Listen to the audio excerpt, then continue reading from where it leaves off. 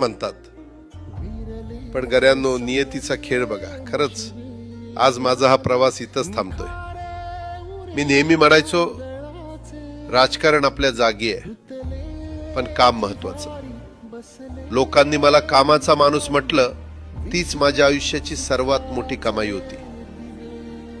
आज निरोप घेताना मन खूप जड आहे, पण एक समाधान आहे की शेवटच्या श्वासापर्यंत मी तुमच्यासाठीच धावत होतो.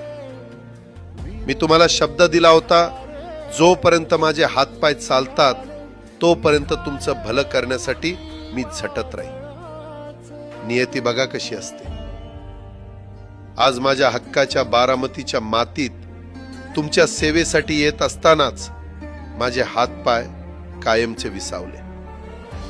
पण मला अभिमान वाटतोय की मी रिकाम्या हाताने नाही, तर तुमच्या कामाची फाईल छातीशी धरूनच या जगाचा निरोप घेतोय.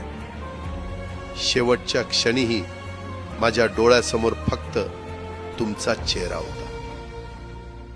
माझा स्वभाव थोडा रोखठोक होता.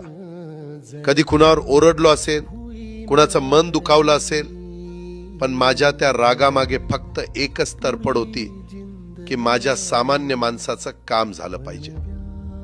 सत्तेसाठी नाही, तर तुमच्या हक्कासाठी मी नेहमीच दादा म्हणून उभा राहिलो. आता मी निरोप घेतोय, पण महाराष्ट्र थांबता कामा नये. माझी जबाबदारी आता मी तुमच्यावर सोपवतोय. राजकारण करा, पण विकासाची गती थांबू देऊ नका. जाता जाता माझ्या शैलीत डोळे पुसून शेवटचं सांगतो, आता रडत बसू नका. उठा आणि कामाला लागा. माझा महाराष्ट्र आपल्याला अजून खूप पुढे न्यायचा आहे.